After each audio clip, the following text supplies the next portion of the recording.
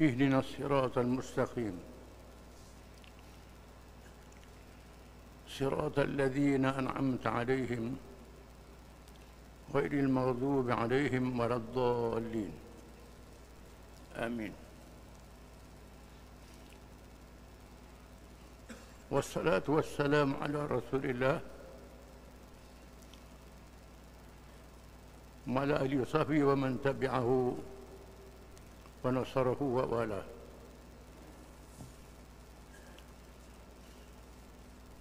Nabi Musa alaihi salam,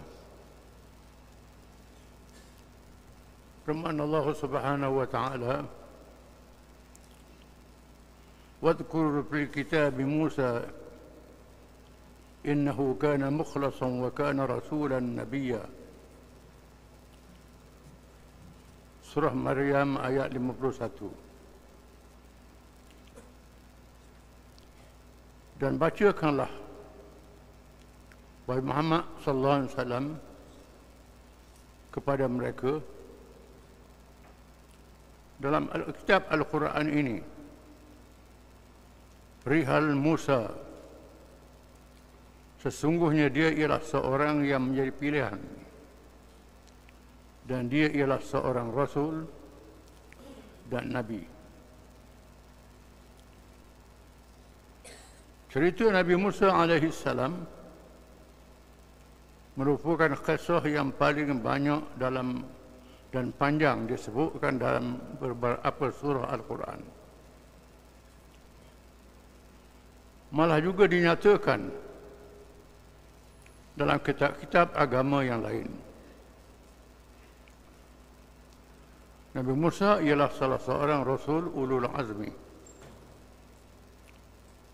Rasul yang besar, pilihan Allah, yang mempunyai keazaman yang kuat, perjuangan yang hebat. Namanya disebut dalam kitab-kitab zaman dulu dan Al-Quranul Karim. Allah Ta'ala menyuruh Nabi kita Muhammad SAW menyebut kisah Nabi Musa AS yang diwahyukan kepadanya, khususnya dibaca kepada ahli kitab, orang-orang Yahudi yang ramai duduk di Madinah, menunggu kedatangan Nabi akhir zaman yang disebut dalam Taurat, kitab yang diwahyukan kepada Nabi Musa AS, menandakan Muhammad adalah Rasulullah. Macam Musa juga, dia Rasul akhir zaman. Wajib orang-orang Yahudi beriman kepadanya. Kisah Nabi Musa paling banyak dalam Quran. Dalam surah-surah Al-Quran diulang beberapa kali kerana perjuangannya yang sangat hebat. Nabi Musa alaihi salam diutuskan oleh Allah Subhanahu wa taala untuk menghadapi manusia yang paling sombong dan paling zalim dalam sejarah yang bergelar Fir'aun, raja. Dia memerintah negara Mesir yang kaya dan menguasai tamadun kebendaan, sehingga mengaku dirinya Tuhan yang paling tinggi. Musa berjuang dengan seorang raja yang paling zalim dalam sejarah manusia, yang paling sombong kerana kekayaannya, kerana tamadun kebendaan, mendirikan bangunan-bangunan yang hebat. Bangunannya dapat dilihat sehingga hari ini. Piramid merupakan kubur seorang Fir'aun, dibina macam bukit, batu-batu yang bersalori disusun. Perkara yang menakjubkan kehebatan Fir'aun, kekayaannya yang hebat melampaui ruah, harta benda, mengaku dirinya menjadi Tuhan. Sangat zalim, sangat kejam, sangat keras pemerintahannya. Maka ceritanya merupakan kisah yang paling banyak dinyatakan dalam Al-Quran, yang direkodkan, diriwayatkan dalam beberapa surah. Antaranya firman Allah Subhanahu wa taala, "Hal ataka hadithu Musa idh nadahu rabbuhu bil wadi al muqaddas tuwa idhhab ila fir'auna innahu tagha faqul hal laka ila an tadhakka wa ahdiyaka ila rabbika fatakhsha فأراه الآية الكبرى فكذب وعصى ثم أدبر يسعى فحشر فنادى فقال أنا ربكم الأعلى فأخذه الله نكال الآخرة والأولى إن في ذلك لعبرة لمن يخشى. Surah An-Nazi'at ayat 15 hingga 26. Maksudnya, sudah sampaikah kepadamu wahai Muhammad sallallahu alaihi wasallam kisah Musa? Siapa padamu cerita Nabi Musa wahai Muhammad? Tatkala Tuhannya memanggilnya Musa di lembah suci, iaitu lembah Tua. Allah Ta'ala bercakap dengan Musa alaihi salam secara langsung, berbeza dengan Rasul lain. Malaikat Jibril bawa wahyu. Adapun Nabi Musa, Tuhan terus bercakap dengan Musa AS di lembah suci, lembah Tua. Lembah yang letak di Sinai, dekat gunung Tur Sinai. Lalu diperintahkan kepadanya, pergilah kamu kepada Fir'aun. Sesungguhnya dia telah melampaui batas dalam kekufuran dan kezaliman. Wahai Musa, pergi berjumpa dengan Fir'aun. Fir'aun seorang yang sangat zalim, melampaui batas, yang sangat kufur. Dan katakanlah kepada Fir'aun, adakah keinginan bagimu untuk membersihkan diri daripada kesesatan? Dan maukah aku tunjuk kepadamu jalan mengenai Tuhanmu, supaya kamu merasa takut melanggar perintahnya?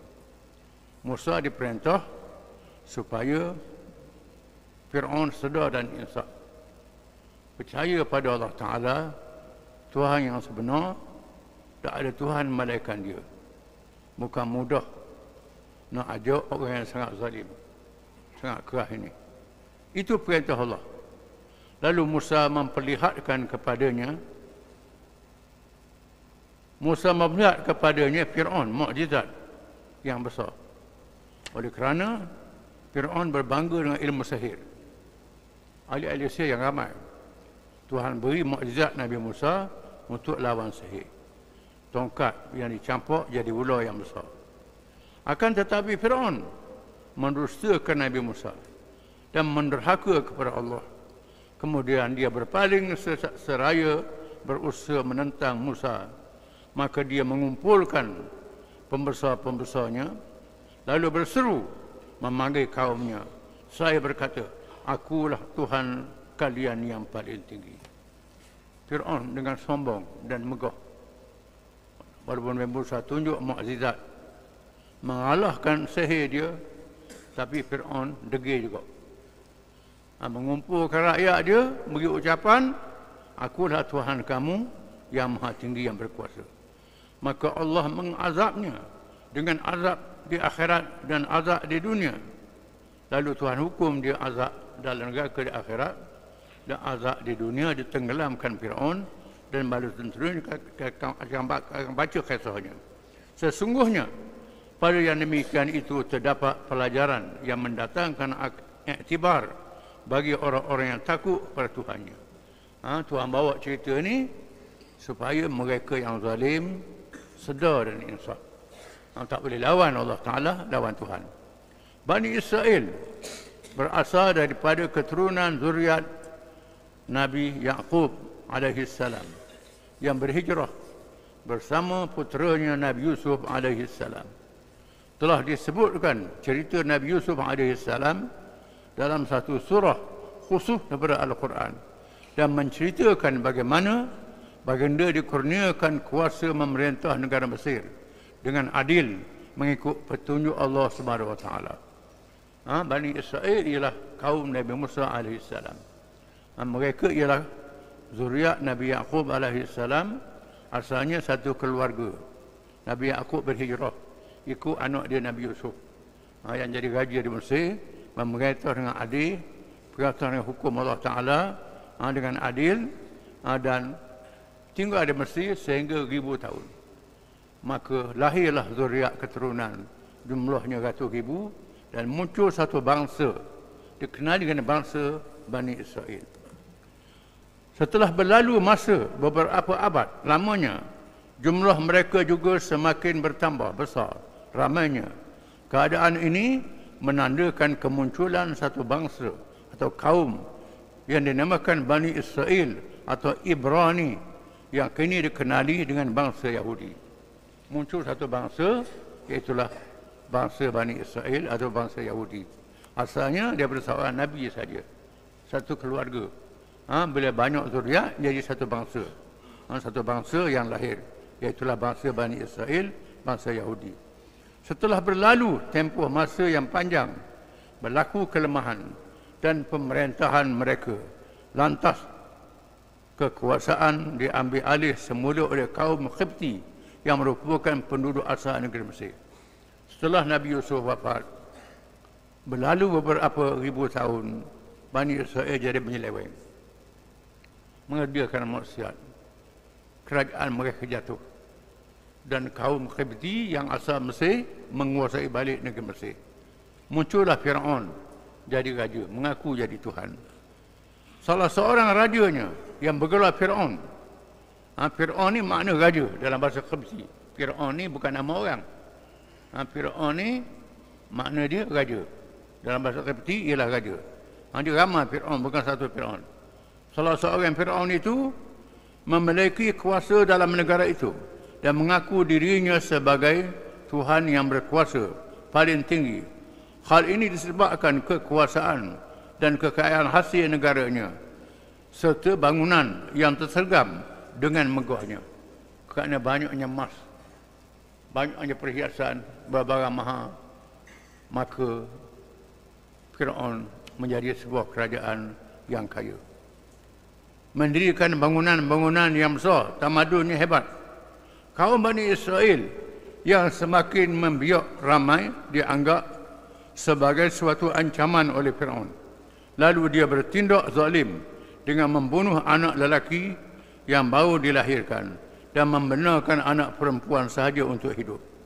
Tambahan pula, Fir'aun bertindak sedemikian disebabkan ramalan ahli nujumnya bahawa kelahiran seorang anak lelaki daripada kalangan Bani Israel akan menjatuhkan kerajaan.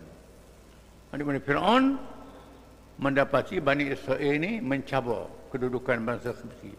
Dan ahli nujum dia membuat ramalan akan zahir kalangan Bani Israel seorang lelaki yang menjatuhkan kerajaan Fir'aun. Lalu Fir'aun bertindak menghalang lahir lelaki ini dengan membunuh anak lelaki, benar anak perempuan saja untuk nak halang, nak lawan kekuasaan Allah Ta'ala. Firman Allah Ta'ala, wa in najjaynakum min ali fir'aun yasumunakum su'al 'adab yudabbihuna abna'akum wa yastahyuna nisa'akum wa fi dhalikum bala'un min rabbikum 'azim. Surah Al-Baqarah. Dan ingatlah ketika kami menyelamatkan kalian daripada Fir'aun dan pada pengikutnya, mereka menimpakan ke atas kalian seksaan yang seberat-beratnya. Mereka menyembelih anak-anak kalian yang lelaki dan membiarkan hidup anak-anak kalian yang perempuan.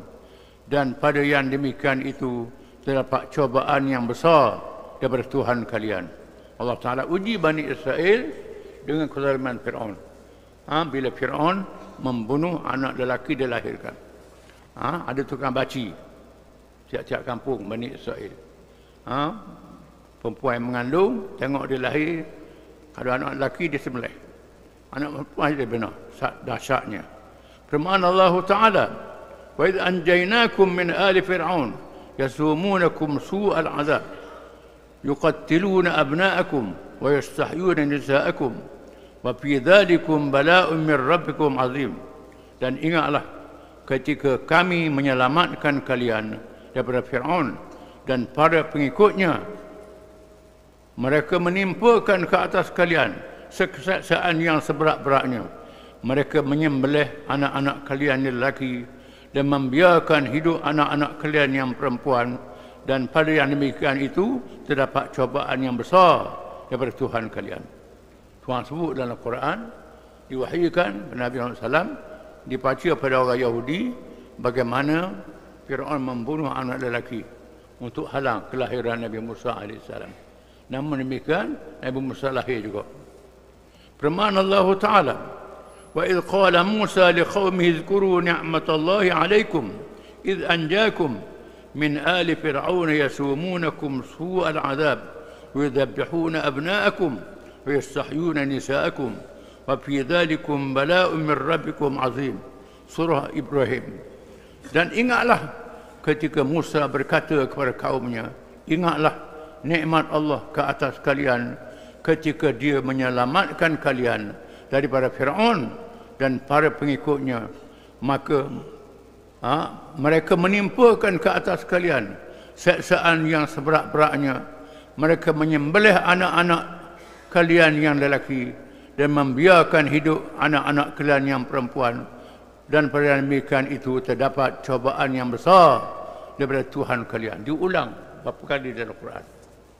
Dibaca pada orang Yahudi, orang Yahudi dengar bahawa Muhammad Rasulullah.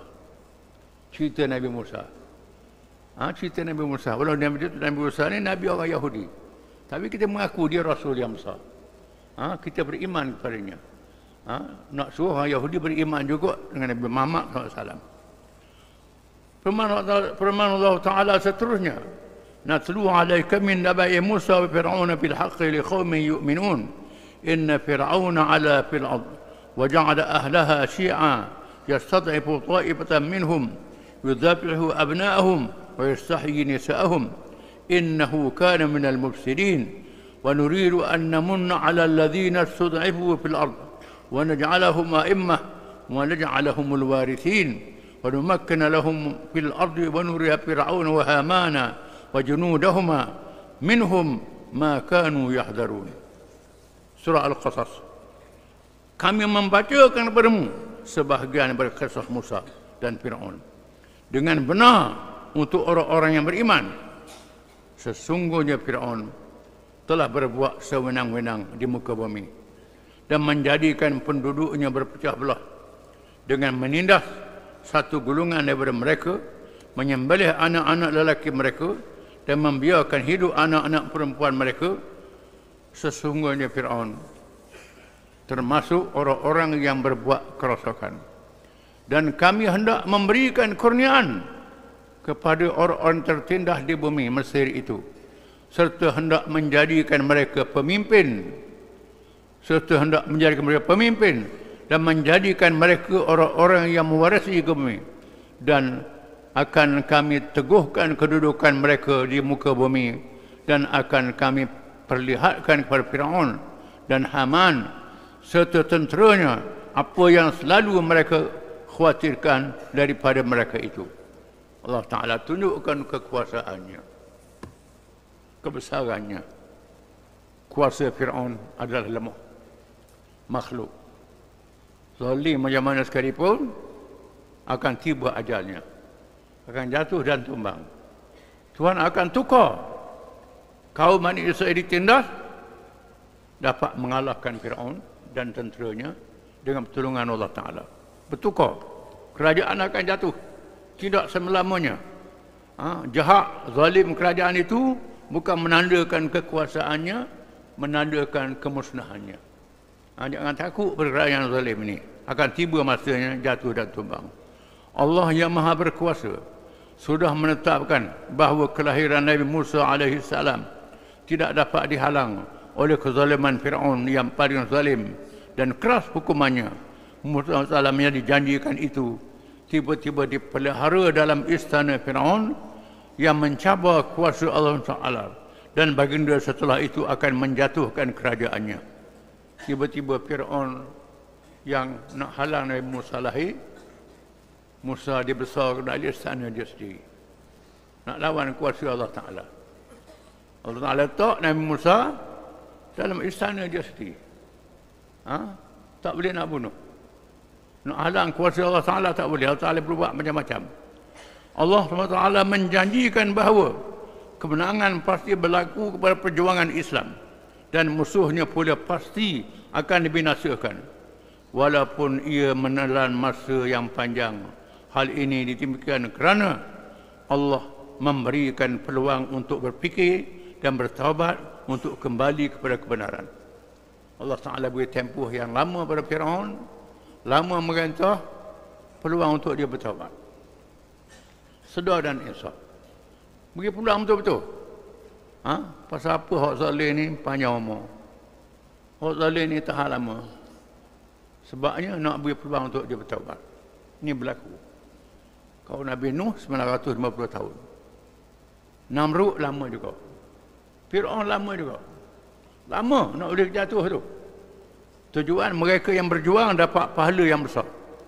Yang mati syahid masuk surga. Yang menang dapat menang dunia dan akhirat. Akan jadi begitu. Masa yang panjang. Yang jahat peluang untuk bertaubat. Firman Allah Ta'ala, wa awhayna ila ummi Musa an ardi'ih fa idza khifti alayhi fa alqihi fil yammi wa la takhafi wa la tahzani inna radduhu ilayki wa ja'iluhu minal mursalin faltaqatahu alu fir'auna liyakuna lahum aduwwan wa hazana inna fir'auna wa hamana wa junudahuma kanu khati'in faqalat imra'atu fir'auna qurratu 'aynin li wa lak la taqtuluhu 'asa an yanfa'ana aw nattakhidahu walada wa hum la yash'urun wa asbaha fu'adu ummi Musa farigha in kadat latubli bihi laula arrabatna ala qalbiha litakuna minal mu'minin wa qala li ukhtihi qussihi fabasurat bihi an junubin wa hum la yash'urun wa harramna alayhi almaradi'a min qablu faqalat hal adullukum ala ahli baitin yakfulunahu lakum wa hum lahu nasihun فرددناه إلى أمه كي تقر عينها ولا تحزن ولتعلم أن وعد الله حق ولكن أكثرهم لا يعلمون. Surah Al-Qasas. Dan kami ilhamkan kepada ibu Musa, susuilah dia, dan apabila kamu khawatir terhadapnya, maka campurkanlah dia ke dalam sungai Nil. Dan janganlah kamu khawatir, dan janganlah kamu bersedih hati, kerana sesungguhnya kami akan mengembalikannya kepadamu dan menjadikannya seolah-olah pada Rasul. Tuhan ilhamkan, wahyikan pada ibu Nabi Musa AS ketika Fir'aun menguatkuasakan undang-undang membunuh anak lelaki. Tuhan wahyikan kepada ibu dia, kalau mu takut nak jaga anakmu, capuk dalam sungai. Capuk dalam sungai, jangan takut, jangan bimbang. Aku akan pulang semula kepadamu. Anakmu ni akan jadi Rasul. Beritahu dah ke mak dia. Anakmu akan jadi Rasul. Aku nak lantik Rasul, Tuhan wahyikan ibu Nabi Musa. Maka dia dipungut oleh keluarga Fir'aun agar kelak dia menjadi musuh dan kesedihan bagi mereka. Sesungguhnya Fir'aun dan Haman, peserta tenteranya ialah orang-orang yang bersalah. Tuhan jadikan setelah dianyut, letak dalam peti, dianyut dalam sungai, naik bira istana Fir'aun. Bira orang nak bunuh dia. Fir'aun, lalu pengasuh-pengasuh, pelayan-pelayan si Fir'aun temu dengan budak, buat naik. Dan berkatalah isteri Fir'aun, Dia ialah penyejuk mata hati bagiku dan bagimu, janganlah kamu membunuhnya. Mudah-mudahan dia bermanfaat pada kita, atau kita mengambilnya untuk jadikan anak sedang mereka tiada menyadari. Isi Firaun kata jangan bunuh. Dia tak ada anak. Jadikan dia ni anak angkat. Kita tak ada anak. Mudah-mudahan beri manfaat pada kita. Jadi Firaun ni ikut permaisuri dia. Tak bunuh budak kecil ni. Dan hati ibu Musa menjadi kosong. Sesungguhnya hampir sahaja dia menyatakan rahsia tentang Musa, seandainya tidak kami teguhkan hatinya supaya dia termasuk daripada kalangan orang-orang yang percaya pada janji Allah. Kerana terlalu sayang beranak ni, hampir nak pergi. Sana Firaun nak mengaku anak dia. Mengaku anak dia Bani Israel pula. Sebab tentulah Firaun akan bunuh Musa ni. Tuhan ikatkan hati dia. Beriman berjanji Allah. Tuhan janji anakmu balik ke semula. Jangan takut. Jangan bimbang. Ini janji Allah Ta'ala. Janji Allah adalah benar. Begitu dahsyatnya Musa nak dibunuh ni, dengan janji Allah balik ke mak dia akan berlaku. Semua janji Allah adalah benar. Maka janji hari kiamat adalah benar. Janji surga neraka adalah benar. Macam Tuhan janji nak balik Musa pada mak dia adalah benar. Walaupun sangat dahsyat, di bawah undang-undang Firaun yang zalim, bunuh. Dan dia ibu Musa berkata kepada kakak Musa, ikutilah dia Musa. Maka kelihatanlah oleh Musa dari jauh, sedang mereka tidak mengetahuinya. Lalu mak dia suruh kakak dia, Ita, adikmu naik kat mana? Naik di istana. Ita tengok-tengok adikmu tu. Macam mana, apa jadi?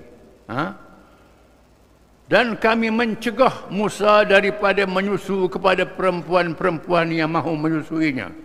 Sebelum itu, maka berkatalah saudara perempuan Musa, maukah kamu aku tunjukkan kepadamu Ahlul Bait, keluarga yang akan memeliharanya untukmu dan mereka dapat berlaku baik kepadanya? Bila cari perempuan menyusu, tak ambil susu. Tak akan nak cari perempuan ni susu, tak ambil susu, tak ambil susu. Akhirnya perempuan takut mati. Mati kelaparan. Tak ambil susu. Tuan jadikan tak ambil susu satu dia. Lalu kakak dia pun masuk, beritahu, boleh tak nak tunjuk. Mungkin ada perempuan yang boleh menyusu dia. Maka balik ke mak dia semula. Dengan izin Allah Ta'ala. Jadi begitu. Maka kami kembalikan Musa kepada ibunya supaya senang hatinya dan tidak berduka cita, dan supaya dia mengetahui bahawa janji Allah itu benar, tetapi kebanyakan manusia tidak mengetahuinya. Tuhan balik dari Musa balik ke mak dia semula untuk menegaskan janji Tuhan adalah benar. Walau zalim Firaun macam mana pun, Tuhan janji balik ke mak dia semula. Kuatnya undang-undang, balik ke mak dia semula. Tetap ini janji Allah Ta'ala. Janji Allah adalah benar. Semua janji adalah benar. Bila Tuhan janji Islam itu menang, akan menang bila-bila masa. Bila orang akan jatuh, jatuh bila-bila masa. Setelah ibu Nabi Musa menghanyutkan Nabi Musa di sungai Nil, maka timbullah penyesalan dan kesiahan hatinya lantaran kekhawatiran atas keselamatan Nabi Musa. Bahkan hampir-hampir dia berteriak meminta tolong kepada orang lain untuk mengambil puteranya itu kembali, yang akan mengakibatkan terbukanya rahsianya. Maka Nabi Musa ialah anaknya sendiri. Hampir nak baca rahsia. Musa ni anak Bani Israel. Tapi Tuhan tahankan. Sabarkan hati mak dia. Sabar. Dengan izin Allah Ta'ala, Nabi Musa balik semula pada ibunya. Dengan pertolongan Allah SWT, dengan cara yang menakjubkan. Musa yang dicari yang dianggap akan menjatuhkan kerajaan dia, Musa jadi anak angkat dia, anak angkat Firaun. Berulanglah. Balik rumah mak dia menyusu, pergi rumah Firaun pula. Mak dia pergi rumah Firaun pula. Sampai besar jadi orang muda. Dalam keadaan Musa dianggap sebagai anak kepada Firaun. Padahal bukan anak dia. Balik ke mak dia asal. Ini berlaku dengan pertolongan Allah Ta'ala. Firman Allah Ta'ala, وَلَقَدْ مَنَنَّا عَلَيْكَ مَرَّةً أُخْرَى إِذْ أَوْحَيْنَا إِلَى أُمِّكَ مَا يُوحَى أَنِ اقْذِفِيهِ فِي التَّابُوتِ فَاقْذِفِيهِ فِي الْيَمِّ فَلْيُلْقِ الْيَمُّ بِالسَّاحِلِ يَأْخُذْهُ عَدُوٌّ لِّي وَعَدُوٌّ لَّهُ وَأَلْقَيْتُ عَلَيْكَ مَحَبَّةً مِّنِّي وَلِتُصْنَعَ عَلَىٰ عَيْنِي إِذْ تَمْشِي أُخْتُكَ فَتَقُولُ هَلْ أَدُلُّكُمْ عَلَىٰ مَنْ يَكْفُلُهُ فَرَجَعْنَاكَ إِلَىٰ أُمِّكَ كَيْ تَقَرَّ عَيْنُهَا وَلَا تَحْزَنَ وَقَتَلْتَ نَفْسًا فَنَجَّيْنَاكَ مِنَ الْغَمِّ وَفَتَنَّاكَ فُتُونًا فَلَبِثْتَ سِنِينَ فِي أَهْلِ مَدْيَنَ ثُمَّ جِئْتَ عَلَىٰ قَدَرٍ يَا مُوسَى وَاللَّهُ أَعْلَمُ.